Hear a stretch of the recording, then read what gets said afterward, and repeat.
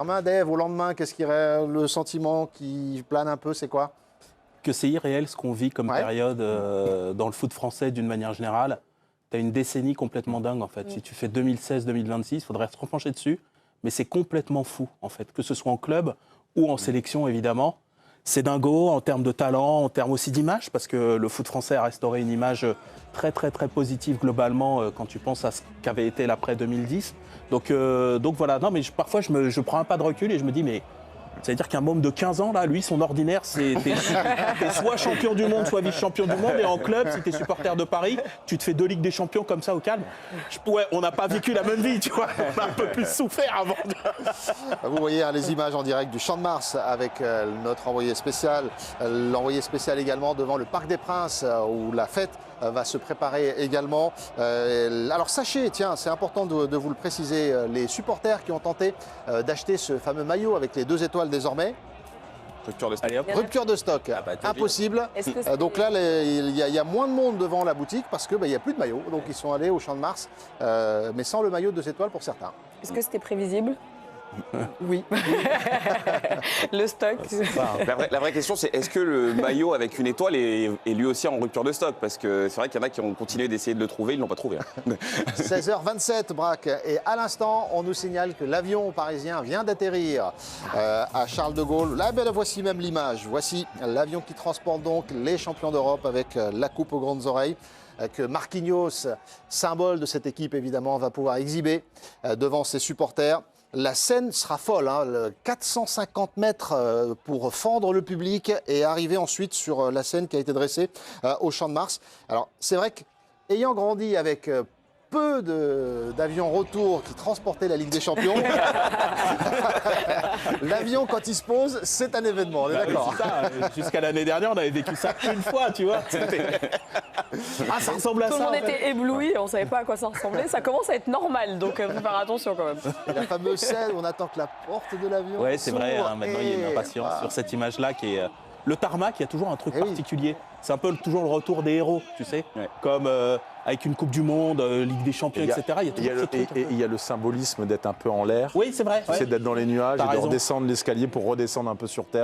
Et rejoindre les tiens, quoi. Et avec cette coupe, souvent qu'ils sont à 1 ou 2 à porter, souvent ils sont en bras de chemise. Enfin, tu sais, il y a un truc très naturel, tu vois. C'est pas, ils sont pas toujours apprêtés. Il y a un truc, ils sont avec la coupe, ils reviennent et ils te la montrent. C'est une continuité du vestiaire un peu. Ouais, c'est vrai. Que tu l'as fait avec l'équipe avec qui tu joues, mais que tu continues avec les gens qui t'encouragent, qui te supportent. Et ils te font rentrer dans leur festivité à eux. C'est dans l'adrénaline de la nuit que tu viens de passer, parce que je suppose qu'ils n'ont pas fermé l'œil de la nuit. Alors la fête s'est terminée visiblement aux alentours de 5h. À leur hôtel à Budapest. T'aurais fait mieux, toi, je pense. Est-ce qu'il y avait Sydney avec eux? Nous, on est arrivé direct dans le bus pour repartir. Moi, je voudrais savoir s'il y avait Sydney avec eux. Sydney Govou. Vikash nous dira, parce qu'il va nous rejoindre, Vikash Dorasso, et visiblement, il a fêté ça avec Sydney hier. Il ne peut pas nous faire un truc caméra au point, là, comme on va essayer de l'appeler. On va l'appeler. Alors, honnêtement, en voyant les images là, du Champ de Mars, ça aurait été dommage de ne pas organiser ça quand même. Je sais qu'il y a certains qui disaient on n'organise plus rien et on ne fait pas. Mais là, regardez. Il y a les vrais supporters du Paris Saint-Germain. Et les supporters du Paris Saint-Germain se tiennent globalement toujours très bien. Je repense notamment à l'exposition qui avait lieu place de la Concorde, il me semble, où ils ont été, alors qu'ils n'ont rien dégradé, redonner un coup de main pour finalement remettre cette expo en route et la réparer de toutes pièces. Donc les supporters parisiens, dans leur immense globalité, ont toujours été exemplaires sur les célébrations. Et ce serait dur de les pénaliser justement alors qu'eux ils encouragent. Et c'est pas parce que tu portes un maillot du PSG et que tu as des trucs que tu es supporter du Paris Saint-Germain en fait. La fête qui se prépare, si vous nous rejoignez, les 16h30, les joueurs parisiens auraient dû être là déjà, mais 1 heure de retard environ pour leur avion. Ils viennent d'atterrir sur le tarmac non pas du Bourget, de Charles de Gaulle. Tu sais, mais Saoud, il y en a qui ont attendu une vie. Donc 1 heure et demie de plus ou de moins. On n'est plus trop à ça. T'inquiète pas, il y en a, ça faisait 40 ans. Moi j'avais des potes, ils me disaient je vais avoir 50 ans, j'aurais jamais vu ça et tout. Et puis l'année dernière, bim. Eux, il y avait un côté enfin, et là, cette année, le doublé. Non, mais tu vois, on a rentré dans un truc, c'est complètement fou. Imagine ceux qui ont vécu les 10, ou les 5-6 avant, avec les drames que tu as pu connaître. Voilà, le passé d'un extrême quasiment à un autre. C'est ça, à 180 degrés. T'as morflé comme jamais, et là, tu arrives à faire un... Oui, t'es pas passé que d'un club qui avait eu des défaites.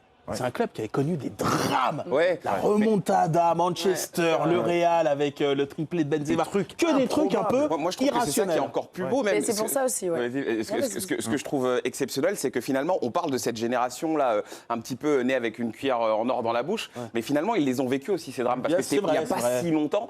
Donc, ce que je trouve beau, c'est que l'ancienne génération, ceux qui étaient là avant le Qatar, tout ça, bah, ils ont cette libération, ce soulagement, mais il y a aussi cette génération qui a vécu le côté très difficile, les moments très durs. Et ça réunit. Ils étaient maudits, il y avait une forme de malédiction. Et la joie est décuplée au centuple. Ah bah, totalement. Quand tu as souffert autant, je peux te dire que quand ça arrive, tu le savoures. Alors hier, il y avait ce sentiment de se demander si c'était plus fort, cette deuxième Ligue des Champions, par rapport à la première. Nasser El Khelaifi, le président, a dit c'est plus fort. Marquinhos également a déclaré que c'était plus fort. Alors vous, votre ressenti, Braque, tiens, votre ressenti de supporter du Paris Saint-Germain, le sentiment hier, il était plus fort, différent, qu'est-ce qui domine? J'ai très peur parce que je vais me confesser, moi il était moins fort. Non, je suis honnête. Vous êtes blasé. En fait c'est terrible. Alors blasé, je trouve que c'est un peu fort, mais et j'ai pas envie de dire aussi que je me suis habitué, mais j'ai quand même envie de dire que la première, elle m'a tellement procuré des émotions que je peux même pas expliquer, qu'en fait la deuxième, comme cette équipe est tellement forte, cette équipe est tellement agréable à regarder et met tout le monde d'accord, on a presque la tendance à tomber dans la banalité, tu vois. Elle vient de loin la première. Bah oui, c'est ça. Dans une phase de groupe où pendant un moment tu étais presque éliminé sur la fin, où ça s'est joué quasiment sur le... Tu passes par les barrages. Tu étais sur le fil du rasoir. Manchester City. C'est le match de City, en fait. Bon, là, tu pouvais t'attendre, taille au moins au dernier carré, quoi. Tu étais dans l'attente et maintenant, cette année, tu étais dans la confirmation de quelque chose. Et voilà. Mais le scénario, quand même, moi, je trouve prolongation, tir au but, Arsenal. Moi, je trouve ça plus fort cette année parce que le football français était habitué, j'en ai parlé hier, les clubs, c'était un football d'épopée. Tu avais une fois comme ça, donc tu as eu ton OM, tu as eu ton PSG 96, etc. Mais où derrière, tu ne peux pas confirmer parce qu'en fait, ce n'était pas ton destin. Moi, je pensais que ce serait toujours ça le football de club en France. C'est-à-dire, une fois peut-être, tu vas avoir une épopée, une finale ou une victoire, mais derrière, il n'y aura pas de confirmation, il n'y aura rien. Or là, en fait, tu as enfanté, le football français et le PSG en l'occurrence, a enfanté l'un des plus grands clubs, pas de France, de l'histoire du jeu. Confirmer, tenir 2 Ligues des Champions de suite, déjà ça n'a pas été fait sur la version Ligue des Champions, à part le Real. Le Real de Zizou. Exactement, et je trouve qu'il y a en plus une dimension, j'allais dire en plus par rapport au Real de Zidane, c'est qu'il y a la dimension du jeu. C'est-à-dire que c'est un marqueur du jeu ce PSG-là, ce que n'était pas le Real de Zidane qui avait d'autres vertus. Mais quand tu disais, tu sais, quand on parle d'une équipe, on parle du Barça de Guardiola ou Brésil 70, on parlait pas de, t'as vu, c'est pas le Real de Zidane, tu vois, on disait pas ça.